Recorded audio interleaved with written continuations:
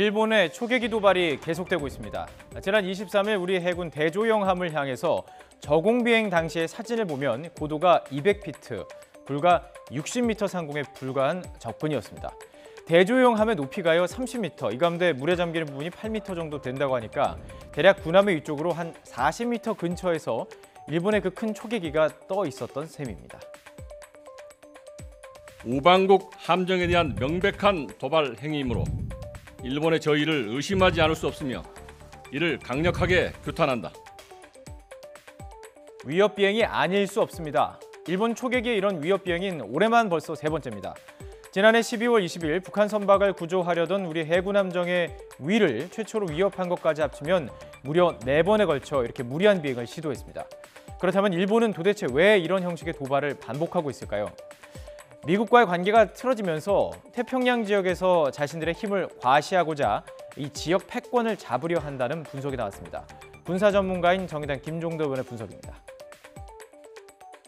태평양 지역만 한정한다면은 이미 미국의 전력을 일본이 능가하고 있습니다. 거기에다가 이제 집단적 자위권까지 행사하는 보통 국가가 됐다고 생각하는 일본 입장에서는 이제 아시아의 지도국으로서 우리가 뭔가 좀 군사적인 정세도 주도할 수준에 올라왔다.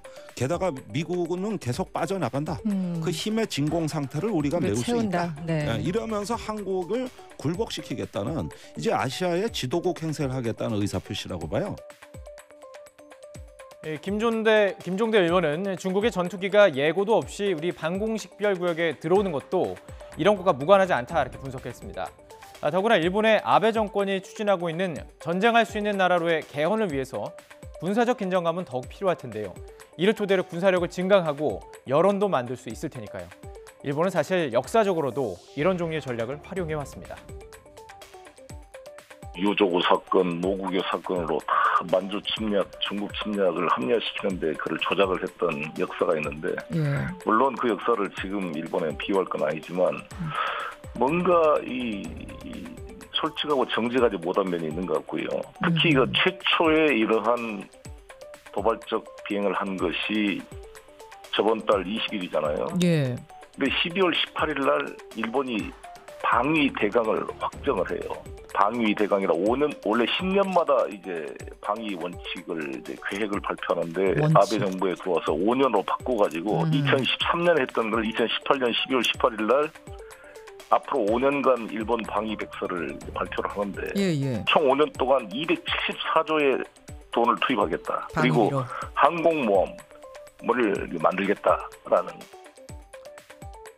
일본 측은 지난 23일의 저공비행에 대해서도 당시 위협을 느낀 것은 오히려 무방비였던 일본 초계기라고 주장을 하고 있습니다.